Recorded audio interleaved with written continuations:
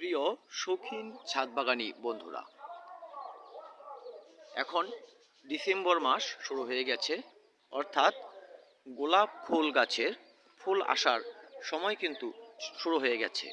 Viewers দেখুন, আমার এই গোলাপ ফুল গাছটিতে ফুল আসতে শুরু করেছে। এখানে একটি ফুল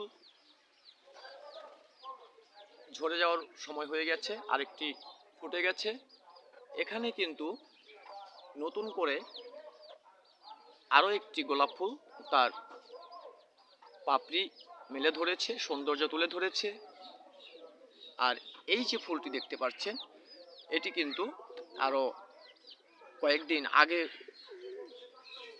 প্রস্ফুটিত হয়েছিল, এখন এটি ঝরে যাবার সময় হয়ে গেছে প্রায়। ভিউয়ার্স, এর পাশাপাশি দেখুন, এখানে নতুন কুড়ি চলে এসছে। সেই সাথে এটি আমার একটি লাল গোলাপের গাছ, এটির মধ্যে কুড়ি চলে এসছে।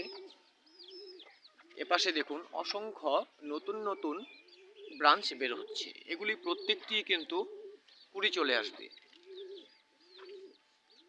ভিউয়ার্স, এই রকমের যদি আপনারা আপনাদের গাছগুলোতে প্রচুর পরিমাণে ফুল চান, তাহলে যে খাবারটি ব্যবহার করতে হবে এই ডিসেম্বর মাসে, আপনারা প্রত্যেকটি গাছের মধ্যে সামান্য ডিএপি অর্থাৎ এ ধরনের একটি 10 বা 12 ইঞ্চি টব হলে তাতে আপনারা হাফ চা চামচ ডিএপি এবং 1 চা চামচ করে লাল পটাশ ব্যবহার করবেন। তাহলে কিন্তু গাছগুলো ফুলে ভরে উঠবে ডিসেম্বরের শেষে অথবা জানুয়ারির প্রথম সপ্তাহে। ভিউয়ার্স, এর পাশাপাশি যেটা করতে হবে,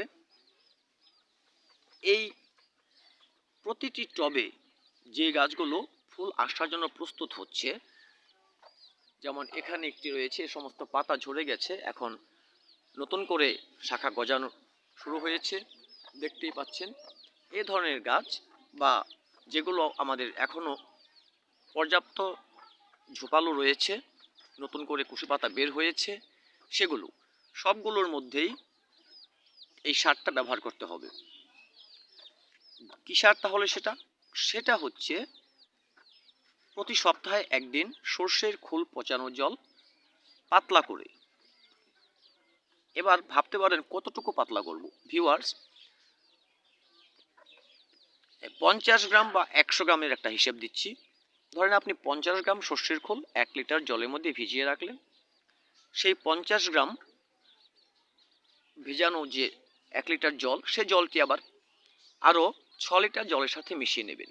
তাহলে যেটা হবে, ঠিক সেই পরিমাণে আপনারা মিশিয়ে নেবেন। যদি টবের পরিমাণ বেশি হয়, আপনারা আনুপাতিক হারে একটু মিশ্রণটা কম বেশি করে নেবেন। ভিউয়ার্স, এটি আপনারা সপ্তাহে একদিন দিয়ে যান, তাহলেই কিন্তু আপনাদের গাছগুলো প্রচুর ফুলে ভরে উঠতে পারে। অল্প কিছু পরিচর্যা আমাদের গাছকে ফুলে ভরিয়ে তুলতে পারে, যেগুলো আমরা খুব সহজেই করতে পারি। ভিউয়ার্স, সকলকে ভিডিওটি দেখার জন্য ধন্যবাদ জানাই। সেই সাথে ভিডিওটি ভালো লাগলে একটি লাইক ও কমেন্ট করার অনুরোধ করব।